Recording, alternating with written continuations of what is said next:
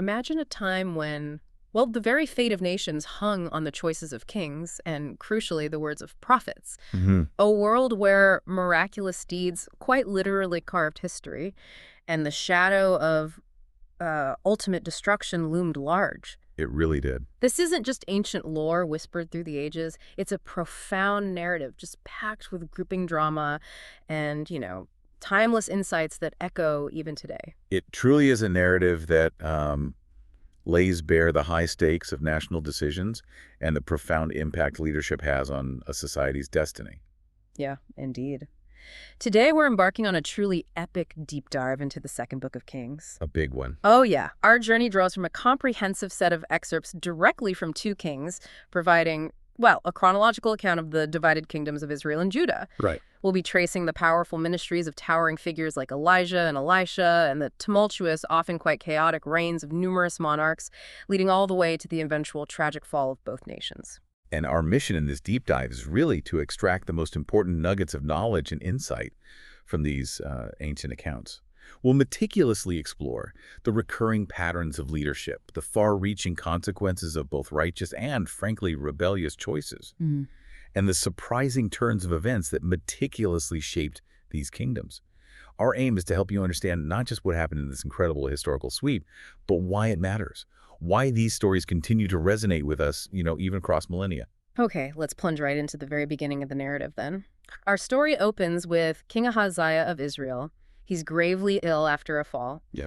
And his immediate, quite striking choice is to send messengers to inquire of Beelzebub, a foreign god of Ekron, rather than turning to Jehovah, the God of Israel. It's a defiant act, a clear turning away from the divine covenant right at the outset. This opening scene isn't just a story.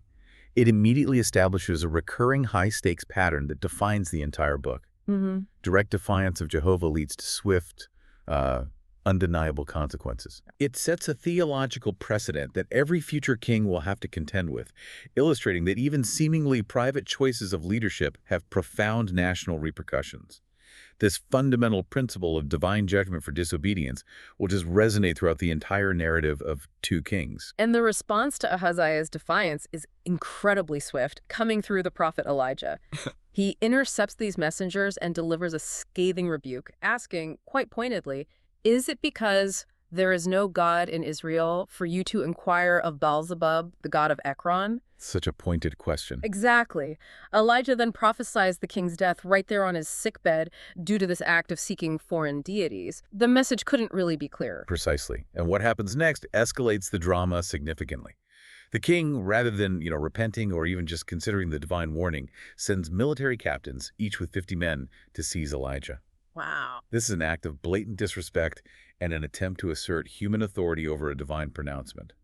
It's a direct challenge to the prophet's authority. And the divine response is absolutely stunning. Twice, fire descends from heaven, utterly consuming the men and their captains. Just gone. It's a terrifying, undeniable display of divine power and protection for Elijah. It really underscores that this isn't just a prophet speaking, it's a direct divine intervention, validating Elijah's prophetic word with, overwhelming force. That's right. It's only when a third captain humbles himself, bowing before Elijah and pleading for his life and the lives of his men, that Elijah agrees to go. Okay. He goes directly to the king, reiterates the prophecy. The king then dies, exactly as Elijah had foretold. This confirms, without a shadow of a doubt, the prophet's authority and the certain consequences of the king's choices. It's a foundational lesson for the entire book. What an impactful way to begin. A king's defiance, a prophet's unyielding word, and immediate, dramatic divine judgment. Okay. From this potent opening, we move to a truly pivotal moment. The passing of the mantle from Elijah to Elisha in chapter 2. All right, a huge transition. Elijah and Elisha are journeying together, and Elisha is incredibly steadfast, refusing to leave his master. This isn't just a casual stroll. Elisha's persistence demonstrates his unwavering loyalty and, more importantly, his deep desire for a spiritual inheritance from Elijah. You even have the sons of the prophets, this community of prophets, or perhaps their disciples, observing this, fully aware of Elijah's impending departure. This loyalty and persistence from Elisha are crucial because they signal his readiness and, worthiness for what is to come. He's not merely an apprentice. He's seeking a profound spiritual succession, a direct impartation of Elijah's anointing and authority. The moment where Elijah's ministry culminates is truly breathtaking. As they continue their journey, Elijah miraculously parts the Jordan River with his mantle. Wow. It's a powerful echo of Moses parting the Red Sea, right? A clear sign of divine power moving through Elijah, even in his final moments. And then Elisha makes this incredibly bold request, a double portion of Elijah's spirit. That's a significant request, isn't it? It's often seen as symbolic of the firstborn's inheritance, implying Elisha wants maybe a heightened prophetic anointing, or perhaps twice the power, or just a greater share of the work and responsibility. It's debated, but significant either way. And zooming out, this isn't merely a spectacular exit for Elijah. It's the ultimate confirmation of Elijah's divine authority and a powerful, visible transfer of that authority to Elisha. Absolutely. This event marks a critical succession, setting the stage for Elisha's significant ministry and demonstrating to all, including those observing prophets, that Elisha is now the true inheritor of Elijah's prophetic mantle. And what a transfer it is. The dramatic moment itself is just awe-inspiring. As they walk, a fiery chariot and horses suddenly appear, separating them, and Elijah is taken up in a windstorm. Incredible imagery. Elisha cries out, my father, the chariot is Israel and its horsemen."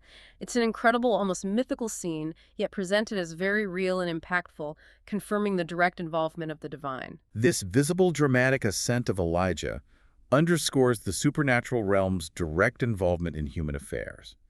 It's not a quiet passing. It's an unmistakable sign of divine favor and Elisha's direct connection to it, solidifying his new role in the eyes of everyone.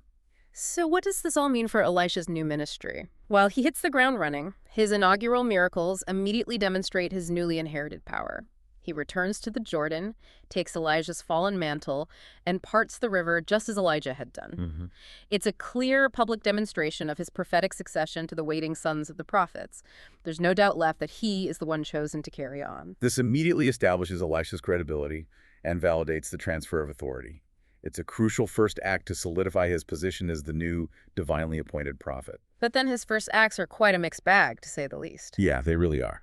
On one hand, he brings a profound blessing to Jericho.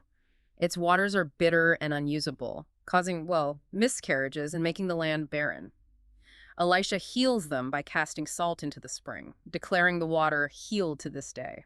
This is a pure act of nurturing, life-giving power, transforming a cursed place into a source of life. This act of healing the water is an act of purification and sustenance, bringing life and fertility back to the region, showcasing the benevolent and restorative aspect of his prophetic power. It's a miracle of flourishing. Then, controversially, we witness a terrifying display of judgment.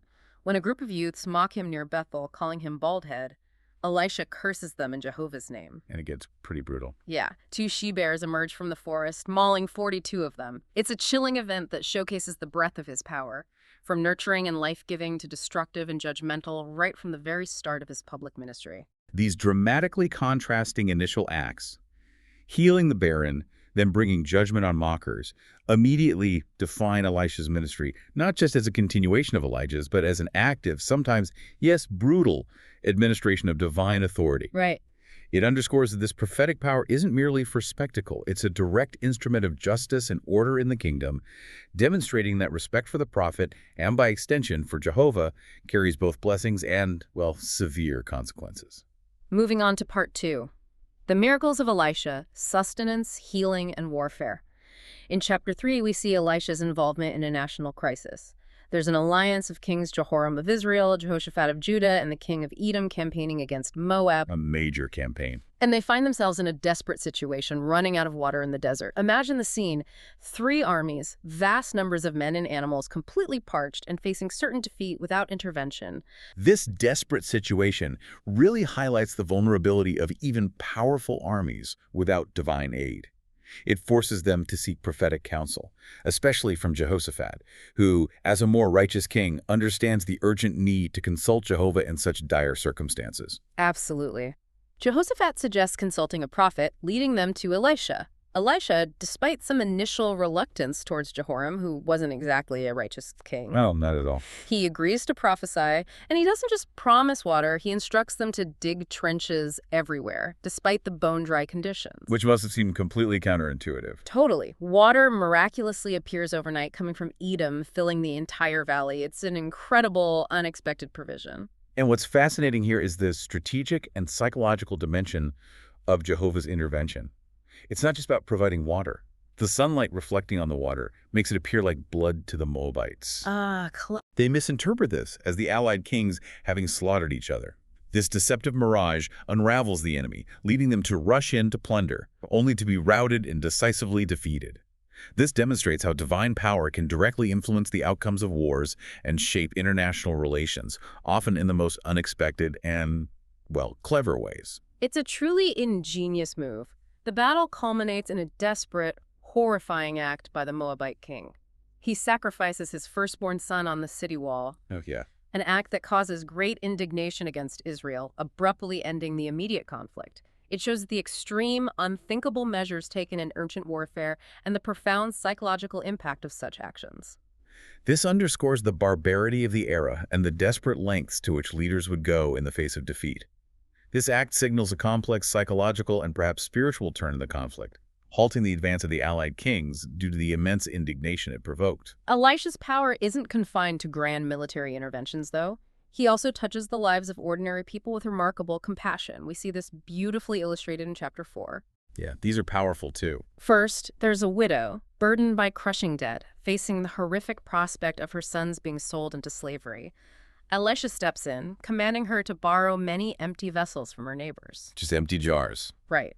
Her small amount of oil then miraculously multiplies to fill all the vessels, enabling her to pay her debts and secure her family's future. It's such a simple yet profoundly impactful act of deliverance and provision. This miracle demonstrates Jehovah's deep concern for the most vulnerable in society, showing compassion through Elisha's ministry. It's an act of immediate, practical provision that restores dignity and prevents ruin, highlighting how divine care extends to the everyday struggles of individuals. Then we have the wealthy Shunammite woman. She frequently hosts Elisha, showing him great hospitality. Despite her advanced age and her husband's, Elisha promises her a son, and the promise is miraculously fulfilled. A blessing beyond hope. Later, the boy dies unexpectedly, which is just heartbreaking. But the woman, with incredible, desperate faith, urgently seeks Elisha, believing he is her only hope. Her journey to find Elisha and her urgent plea reflected deep trust in the prophet's power, even in the face of death itself. She knows Elisha is her last and only resort for true help. Elisha travels to her, and after a direct physical intervention of stretching himself upon the boy and praying intently, he resurrects him. Wow. The clear implication here is that we're seeing Elisha's power not just in grand military victories or national interventions, but in deeply personal acts of compassion and sustenance. Providing for a desperate widow, bringing life from barrenness, and raising the dead, these are profoundly intimate miracles that reveal a different, deeply caring facet of divine intervention, extending to the daily struggles and deepest desires of individuals. Right. And how do these personal miracles, compared to the national interventions, broaden our understanding of prophetic authority? They really underscore that divine concern extends to the daily struggles and deepest desires of individuals, demonstrating Jehovah's active involvement in the lives of his faithful servants. It showcases the intimate, caring aspect of divine power, not just its national or military applications. Chapter 4 continues with more acts of provision for the community of prophets. During a famine, a stew prepared for the sons of the prophets is accidentally made with poisonous wild gourds. A dangerous mistake. Upon realizing the danger, Elisha adds flour to the pot, neutralizing the poison and making the stew edible. These are smaller, almost domestic miracles, but incredibly significant for the community, showing Elisha as a protector and provider for those under his care, ensuring their very survival. If we connect this to the bigger picture, these acts of provision highlight the theme of sufficiency and divine care, especially in times of scarcity. They demonstrate Jehovah's ability to sustain his people, even in seemingly mundane ways, through his prophet. It's a testament to the fact that no detail is too small for divine attention and intervention. And it doesn't stop there. Oh. Later, with only 20 barley loaves and some fresh grain, Elisha miraculously feeds 100 men with food left over. Yeah, the multiplication. This echoes a later theme of divine abundance we see in other narratives, highlighting the boundless and overflowing nature of divine provision, even in times of lack. This miracle of multiplication is a powerful sign, not just of sustenance, but of miraculous abundance, reinforcing the prophet's divine connection and Jehovah's limitless resources. Now let's talk about Naaman, a truly fascinating character from chapter 5. Naaman is the formidable commander of the Syrian army, a powerful figure, but he suffers from leprosy, Right, a terrible disease. a debilitating and isolating disease. It's a humbling condition for such a mighty man.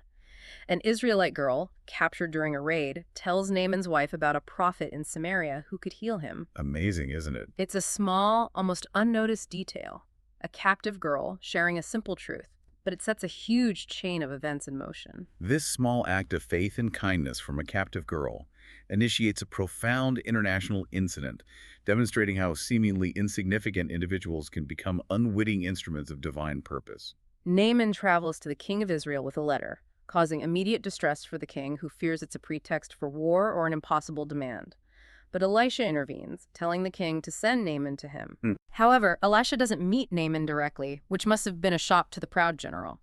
Instead, he sends a messenger with a simple, almost dismissive instruction: go wash 7 times in the Jordan. That's a crucial point. Elisha's refusal to meet directly and that simple instruction was a deliberate challenge to Naaman's expectations. It forced him to confront his immense pride and rely solely on the prophet's word. Right. Naaman expected a grand ceremonial display, a dramatic wave of a hand, or, a more esteemed river from his own land. This subtle act of Elisha makes his healing not just physical, but a profound lesson in humility and obedience. And his initial reaction perfectly demonstrates that. Naaman is initially enraged by the simplicity of the command. He expects a grand prophetic display or a more esteemed river like the Abana or Pharpar in Damascus, not the muddy Jordan. Understandable from his perspective. But his servants wisely persuade him. He complies, dips himself 7 times in the Jordan, and emerges completely cleansed. It's a profound miracle of humility and obedience. But then, the narrative takes a tragic turn with Elisha's own servant, Gehazi. Ah, yes, Gehazi. A crucial aspect here is the stark contrast. Naaman, a foreign general, humbles himself and receives healing, acknowledging Jehovah as the one true God, and offers generous gifts, which Elisha firmly refuses, demonstrating his own integrity. A key point. This is a profound moment of spiritual transformation for Naaman. But Gehazi, Elisha's own servant, driven by sheer blinding greed, secretly pursues Naaman, falsely claiming Elisha now needs silver and garments. He couldn't resist. Naaman, grateful, gives him even more than requested. Gehazi hides the bounty, thinking he's gotten away with it, that his deception is invisible. What's compelling to observe is that, through prophetic insight, Elisha immediately confronts Gehazi, revealing his dishonesty, and curses him with Naaman's leprosy, which immediately manifests. Instant consequence. It's a devastating consequence. This starkly illustrates that divine favor and blessing are not based on proximity to power or a prophet, but on integrity and obedience. Greed and deception have severe repercussions, even for those in privileged religious positions, showing a profound moral accountability. And Elisha's miracles continue in chapter 6. He performs another smaller yet significant miracle.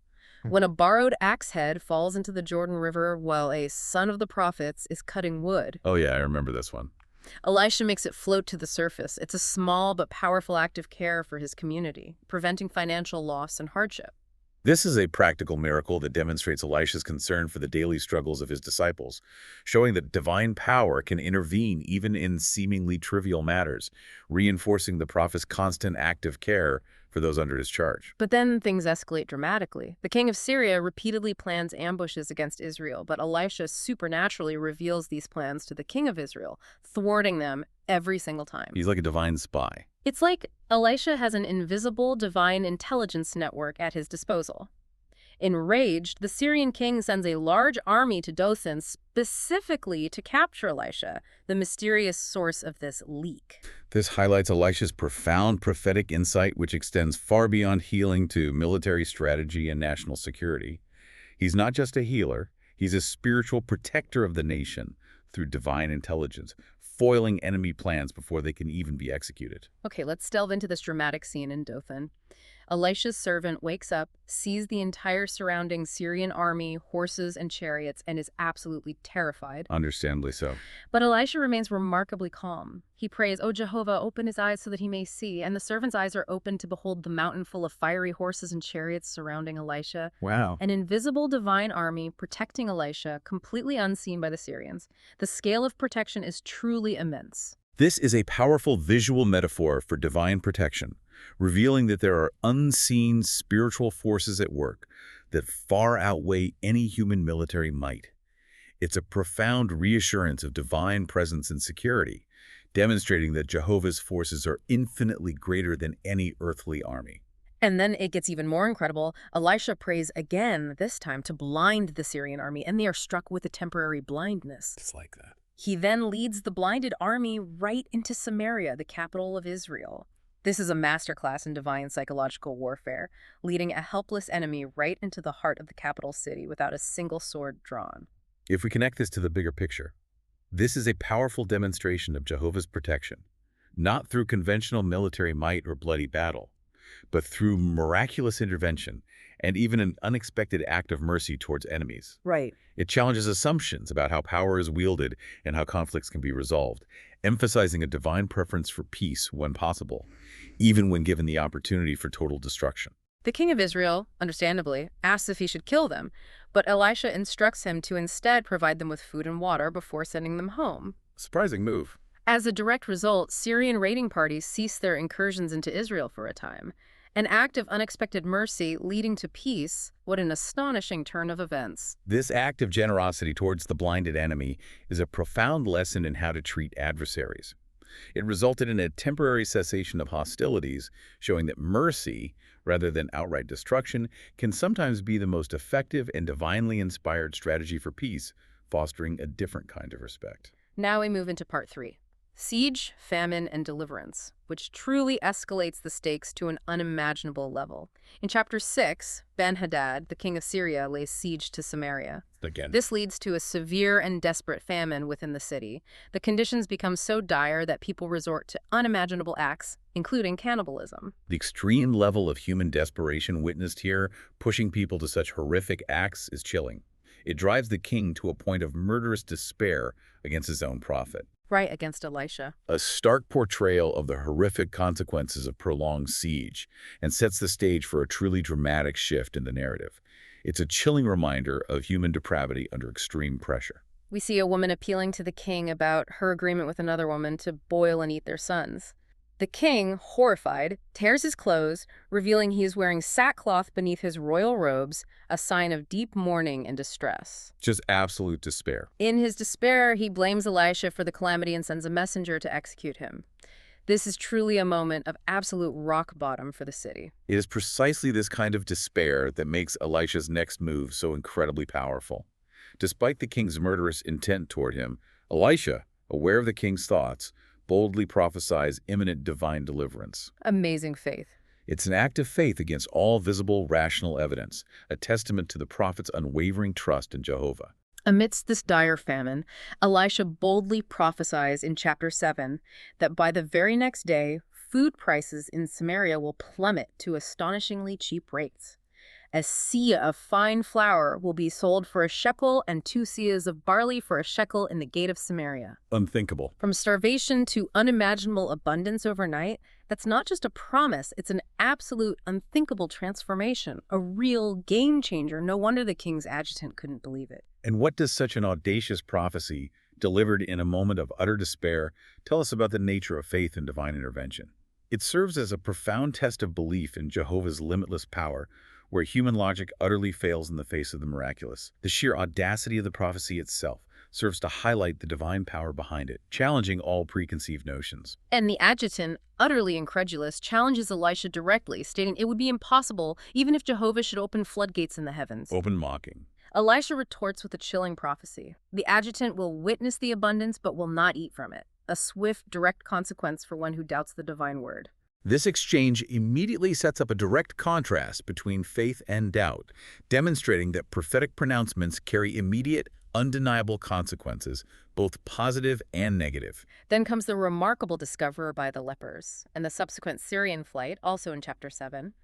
4 leprous men, outcast and abandoned at the city gate, decide they have absolutely nothing to lose by going to the Syrian camp. What have they got to lose? Exactly.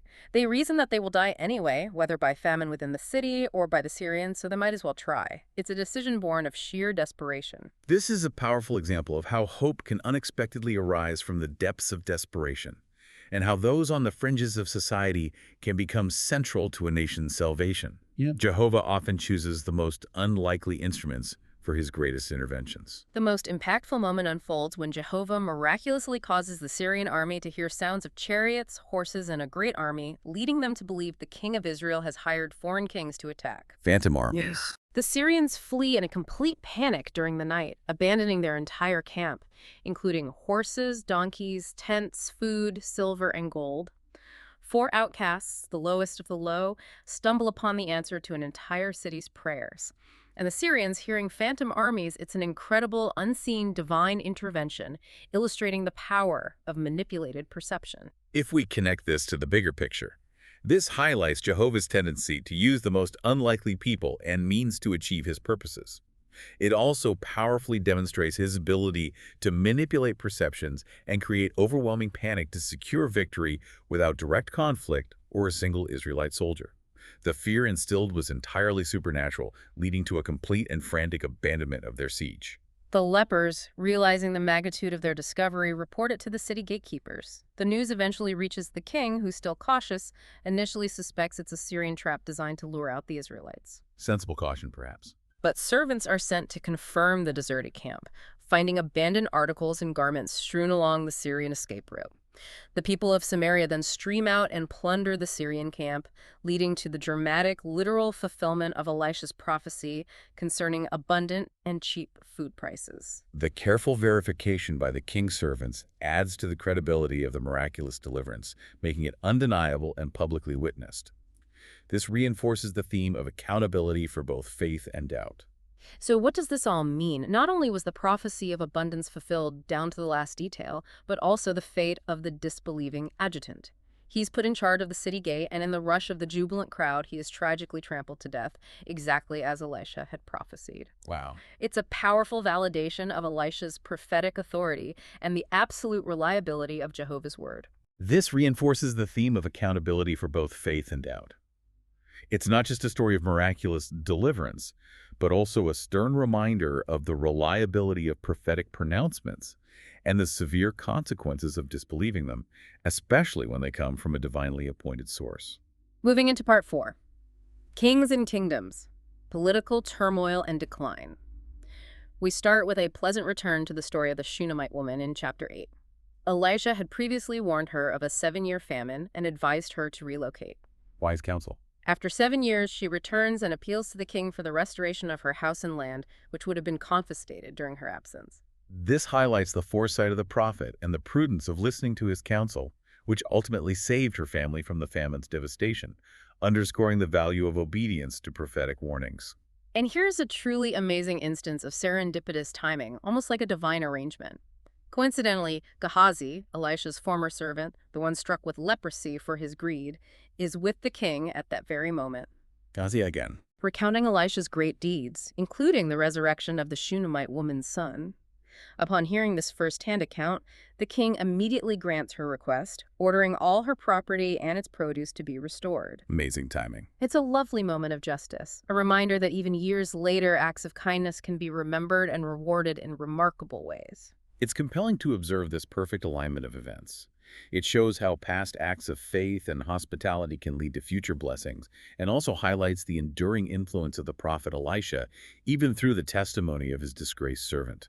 It underscores the principle of long-term consequences for good deeds, not just bad, and a kind of divine memory at work. Still in chapter 8, Elisha travels to Damascus. Ben-Hadad, the sick king of Syria, sends Hazael, a high-ranking official, to inquire of Elisha whether he will recover. Another international encounter. Elisha tells Hazael that Ben-Hadad will indeed recover from his illness, but ominously adds that Ben-Hadad will still die, implying another, more sinister cause. This is a chilling moment, because Elisha sees beyond the immediate illness to a deeper, more sinister fate that is ordained. It highlights the prophet's ability to discern not just natural outcomes, but also the hidden intentions and preordained paths of individuals. The drama truly intensifies as Elisha then reveals to Hazael that he himself will become king of Syria and will commit terrible atrocities against Israel. Telling the future perpetrator. Hazael returns, kills Ben-Hadad by smothering him, and usurps the throne, chillingly fulfilling Elisha's prophecy. Elisha isn't just foretelling the future, he's essentially revealing a future coup to the very man who will carry it out. It's a chilling display of prophetic insight into geopolitical power plays, showing divine knowledge of the darkest human ambitions. If we connect this to the bigger picture, this illustrates how prophetic knowledge extends beyond the internal affairs of Israel and Judah, directly influencing the rise and fall of surrounding nations. This sets the stage for future conflicts and immense suffering for Israel under Hazael's brutal reign, as foretold by the prophet. It demonstrates that divine foresight is global, not just local, and can direct the course of empires. The narrative then shifts back to the internal affairs, focusing on the reigns of Jehoram of Judah, Ahab's son-in-law, and his son Ahaziah of Judah, both of whom tragically did what was bad in Jehovah's eyes. Yeah, the rot spread south. This sadly continues the negative, idolatrous patterns of the northern kingdom, showing the pervasive moral decline spreading. This highlights the pervasive nature of apostasy, even in Judah, which was supposed to be the line of David, protected by the Davidic covenant, that long-standing divine promise that David's lineage would always have a king on the throne in Judah.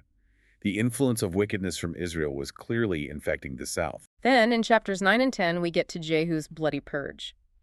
Elisha dispatches one of the sons of the prophets to Ramoth-Gilead to anoint Jehu, a military commander, as king of Israel. A direct command. The divine mandate is explicit. Jehu is to cut off the entire house of Ahab, fulfilling the prophecies against Jezebel and Ahab's descendants for their profound idolatry and wickedness. This is a divinely appointed mission, not merely a political coup.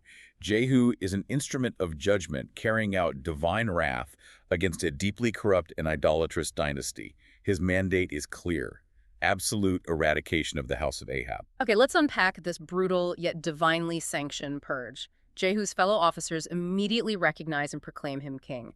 Jehu drives furiously to Jezreel. He encounters King Jehoram of Israel and King Ahaziah of Judah. Both kings in one place. Jehu slays Jehoram in his chariot, casting his body into Naboth's field, precisely fulfilling Elijah's earlier prophecy against Ahab. He then pursues and kills Ahaziah of Judah, effectively wiping out the royal lines of both kingdoms, which were tragically linked by their wickedness and family ties. Wow, swift and decisive. This isn't just a change of leadership, it's a full-blown, divinely sanctioned extermination of a corrupt dynasty. Jehu is absolutely relentless, showcasing the severity of divine judgment. What's fascinating here is the absolute nature of the judgment against the house of Ahab, which had profoundly corrupted Israel with Baal worship for generations. Jehu acts as an instrument of divine wrath, demonstrating a complete and systemic eradication of foreign religious practices, at least for a time. It highlights the drastic, decisive measures required to combat deeply seated apostasy that threatens the spiritual core of a nation. And Jehu doesn't stop there. He orders Jezebel, Ahab's notoriously wicked widow, to be thrown from a window. A fitting end, perhaps? Her body is devoured by dogs, leaving only her skull, feet, and hands, fulfilling Elijah's gruesome prophecy to the letter, confirming the horrifying consequences of her actions. Chilling detail. Jehu then sends letters to Samaria, challenging the city leaders, who respond by sending him the 70 heads of Ahab's sons in baskets. Brutal. He then systematically slays all remaining members of Ahab's family, officials, priests, and confidants. This is a complete cleansing, a thorough removal of every trace of that corrupt regime. The meticulous fulfillment of these prophecies reinforces the absolute certainty of divine judgment when warnings are ignored. It's a thorough cleansing of the entire corrupt system associated with Ahab and Jezebel, leaving no stone unturned in the eradication of their influence. Finally, Jehu gathers all remaining Baal worshippers in their temple under false pretenses of a great sacrifice. He then orders them all killed, ensuring none escape, and utterly destroys the sacred pillar and temple of Baal, converting it into a latrine.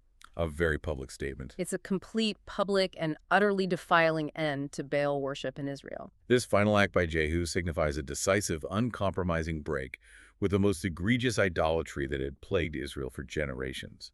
It shows the radical measures taken to eliminate widespread religious corruption when a leader is truly committed to the divine mandate. But Jehu's reign, despite this epic purge, carries a mixed legacy. Jehovah commends Jehu for executing judgment against the house of Ahab and for eliminating Baal worship, fulfilling the divine command. He gets some credit. Jehovah even promises that Jehu's descendants will sit on Israel's throne for 4 generations, a promise that is indeed fulfilled. This shows that even incomplete obedience can be rewarded to some extent, but also that divine standards are high and demand full commitment. Right, because the clear implication here is that Jehu's obedience was not complete. He did not turn away from the sins of Jeroboam, referring to the idolatrous golden calves Jeroboam set up in Bethel and Dan to prevent people from worshiping in Jerusalem. That old sin. A sin that plagued Israel for generations, and Jehu did not walk with all his heart in the law of Jehovah. During his reign, Hazael of Syria begins to conquer and cut off parts of Israel's territory. Consequences still follow? Jehu wiped out the most egregious idolatry, but still clung to other forms of worship that deviated from Jehovah.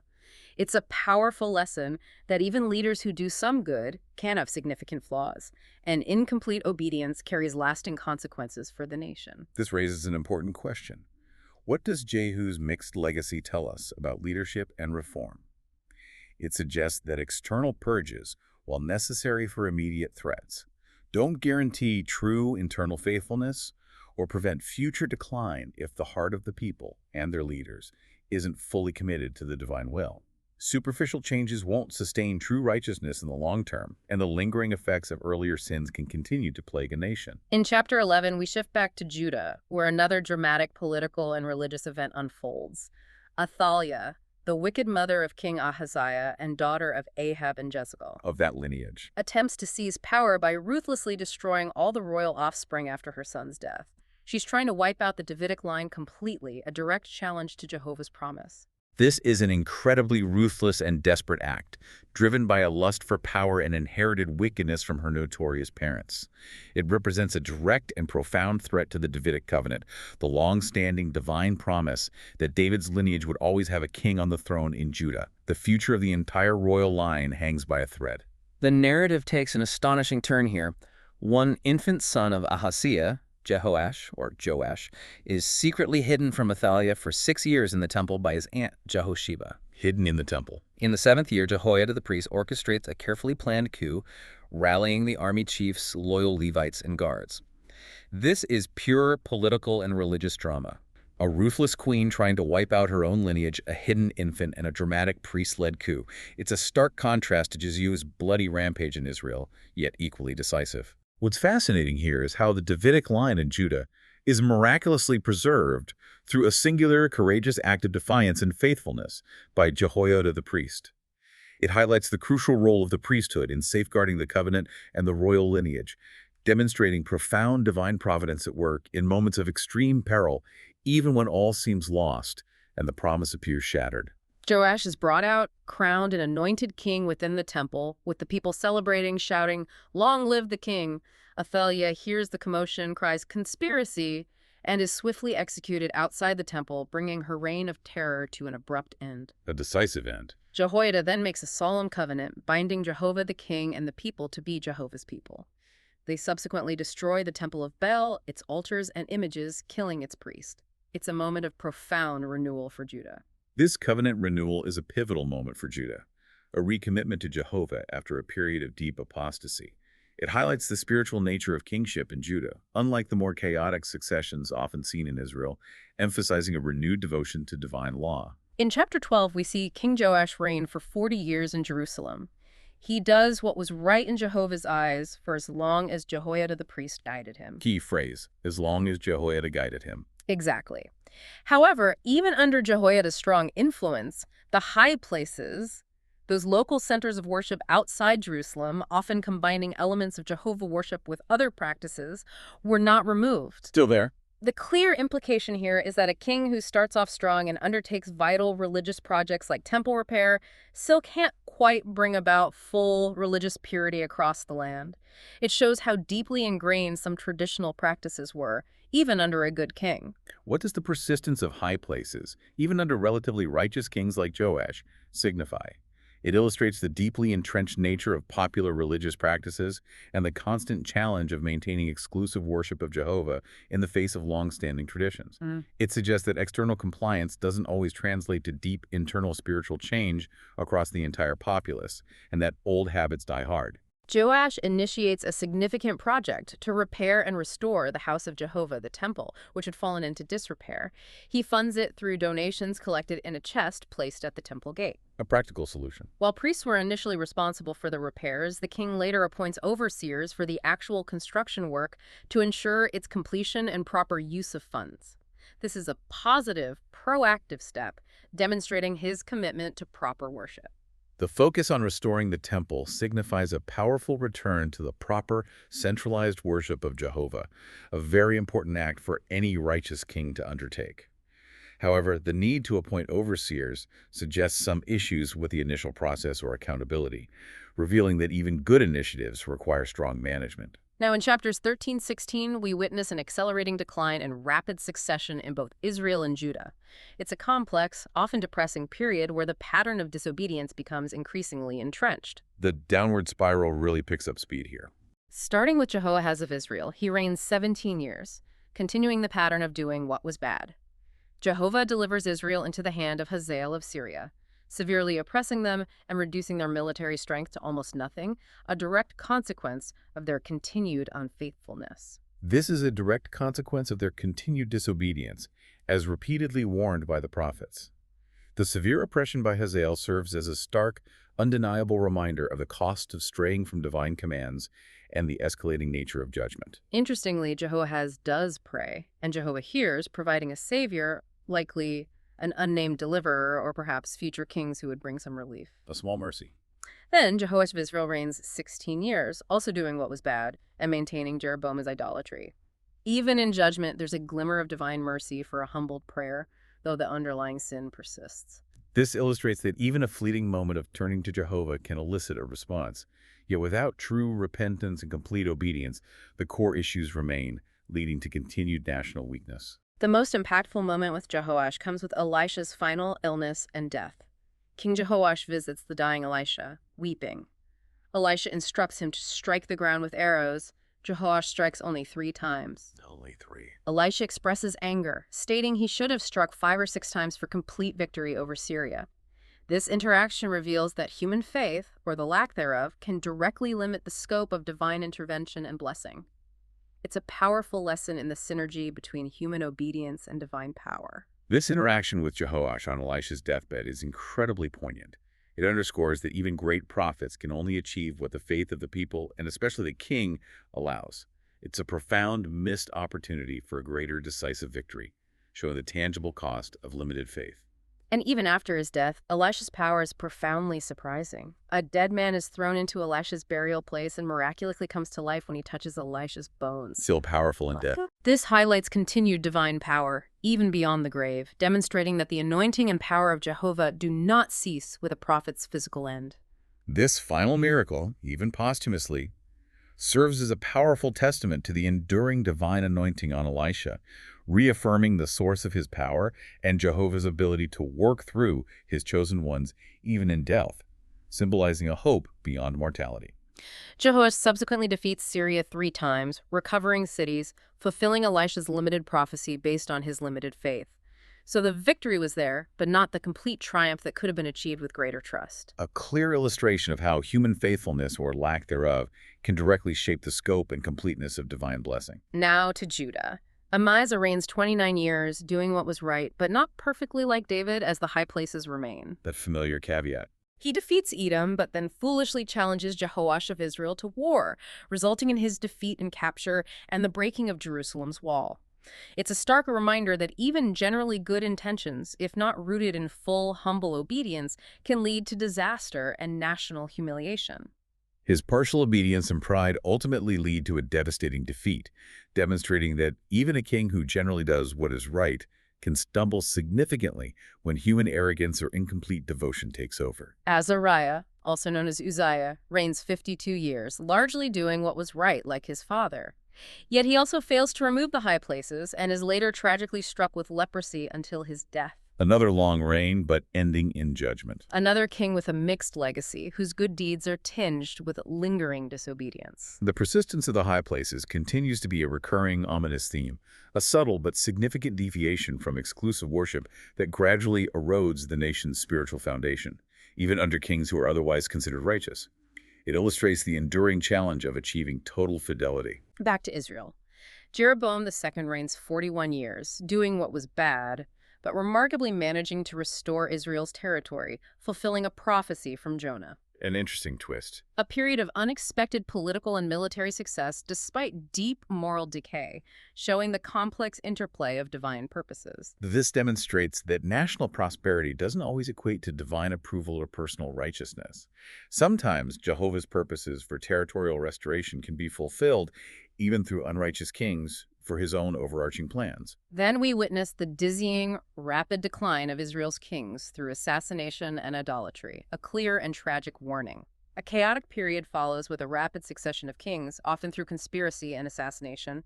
Zechariah, 6 months, Shallum, 1 month, Menahem, 10 years, Pekahiah, 2 years, Pekah, 20 years, all doing what was bad. It's just chaos. Revolving door kingship. It's a complete spiral into political instability and moral chaos, a nation devouring itself from within. If we connect this to the bigger picture, we see here an accelerating moral decay and political instability across both kingdoms, especially Israel.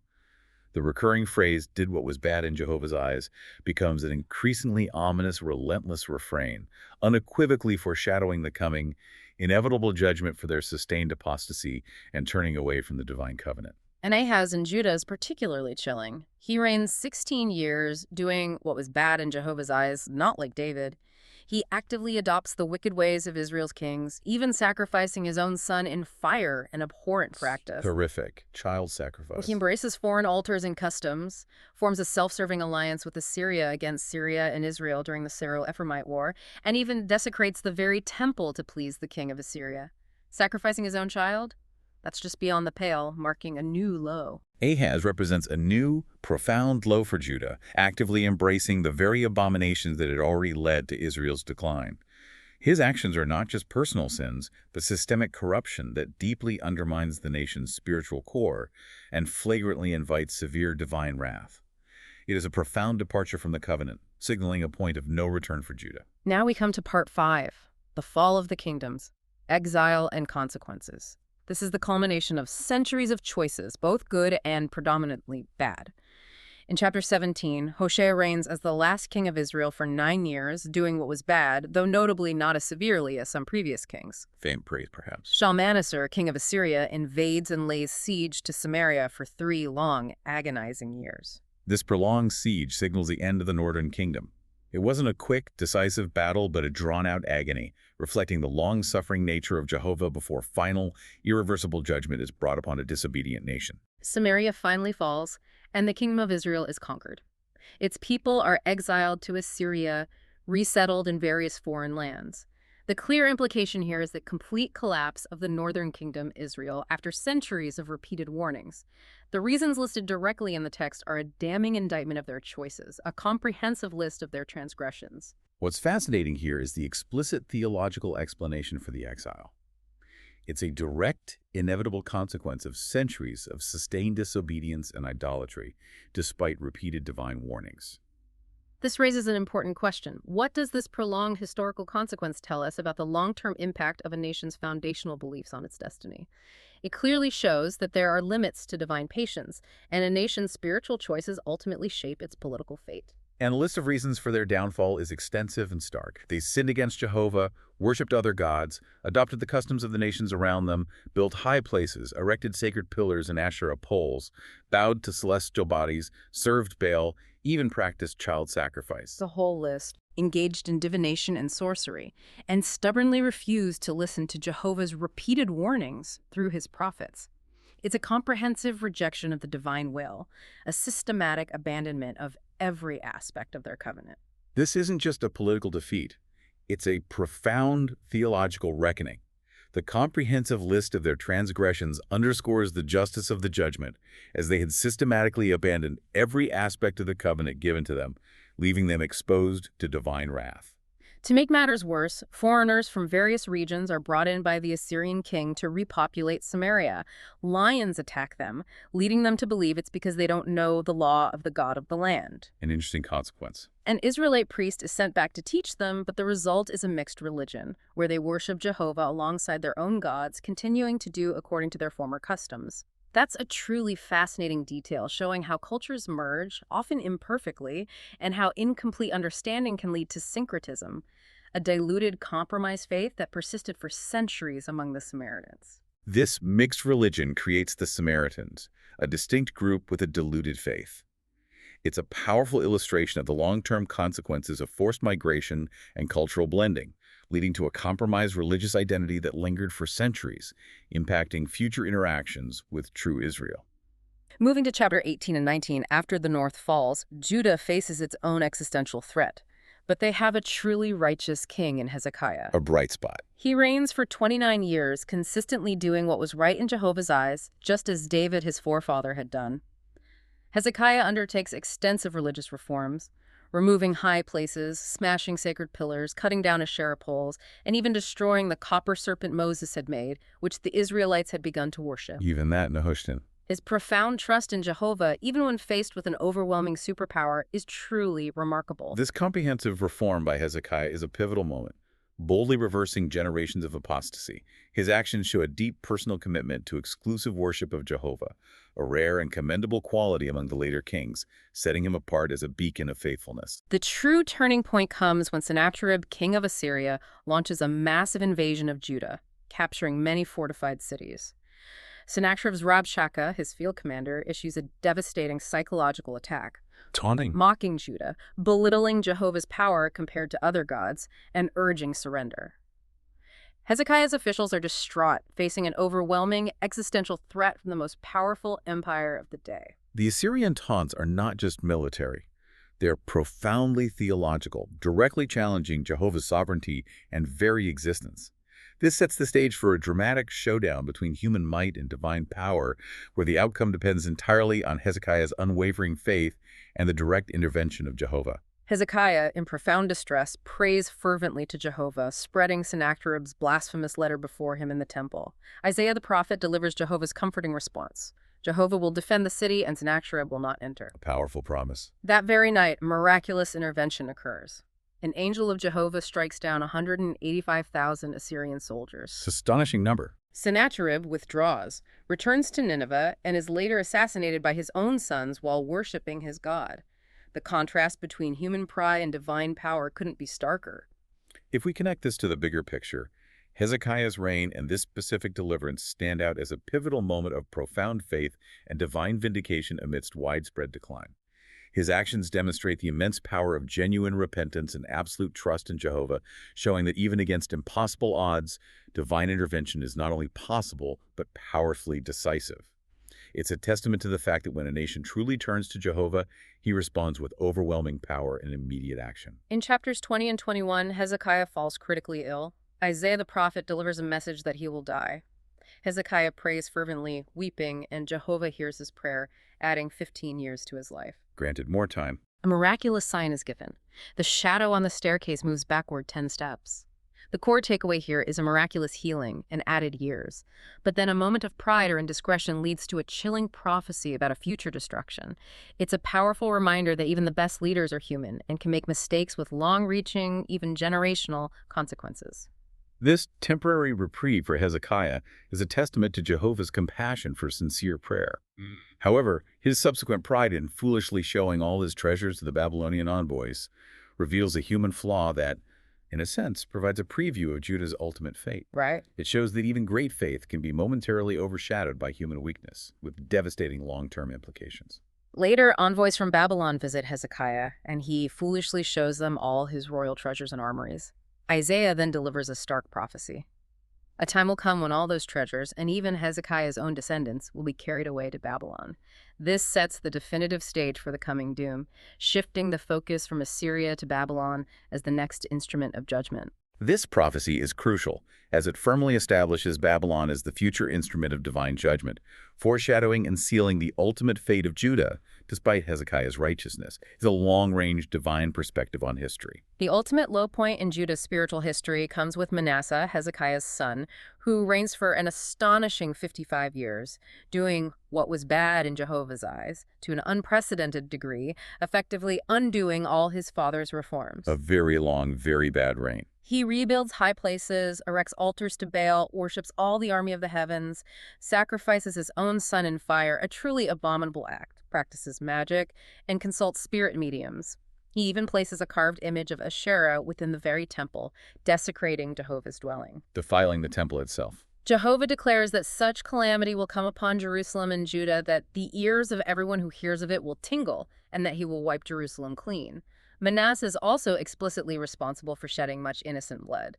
His son Amon reigns for 2 years, continuing Manasseh's wickedness before being assassinated by his servants. What is the long-term devastating impact of individual kings on a nation's destiny?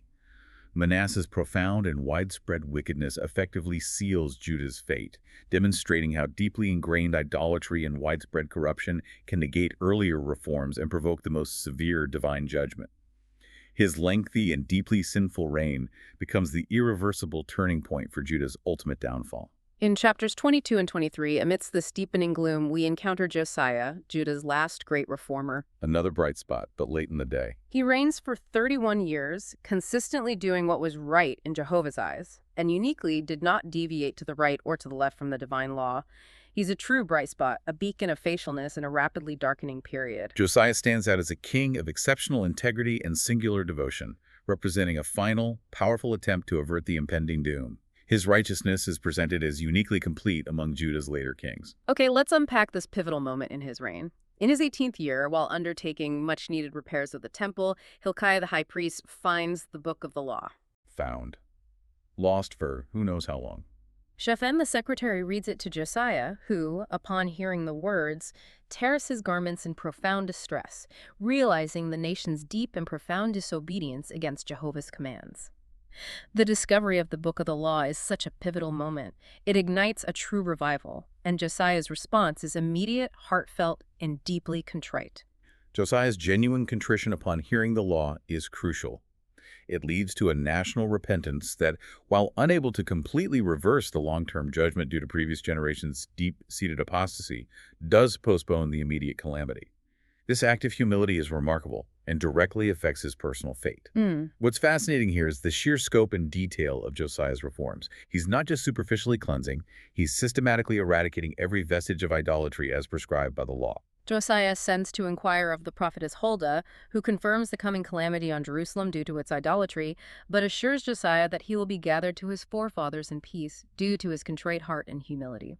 Personal peace, but national judgment still looms. Josiah then gathers all the elders, priests, and people, reads the entire book of the law to them, and makes a solemn covenant to walk after Jehovah, recommitting the nation to divine law. To what extent can a leader's profound devotion and a national covenant renewal avert or postpone a predetermined divine judgment? Josiah's story offers a complex answer.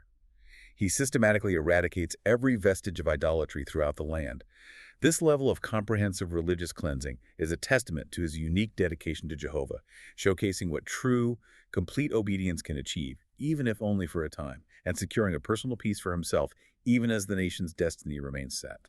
And he embarks on sweeping reforms, removing and burning all articles made for Baal, Asherah, and celestial worship from the temple, destroying idolatrous priests, sacred pillars, Asherah poles, and male temple prostitutes. He even defiles Topheth, a notorious site of child sacrifice outside Jerusalem. Cleaning house thoroughly. Destroys altars built by Manasseh, removes horses and chariots dedicated to the sun, and pulls down high places throughout Judah and even into Samaria. He even burns bones on the altar at Bethel, chillingly fulfilling a prophecy made centuries earlier. Wow, fulfilling old prophecies. He then celebrates the Passover, described as the greatest since the days of the judges, signifying a true return to the core of their faith. Josiah's reforms are unparalleled in their thoroughness and zeal, dismantling the very infrastructure of idolatry throughout the land, including the northern kingdom's former territories. This level of comprehensive religious cleansing is a testament to his unique dedication to Jehovah, showcasing what true, complete obedience can achieve, even if only for a time, reflecting a leader who truly walks according to the divine will. Finally, we come to chapters 23 through 25, the final kings of Judah in the Babylonian exile.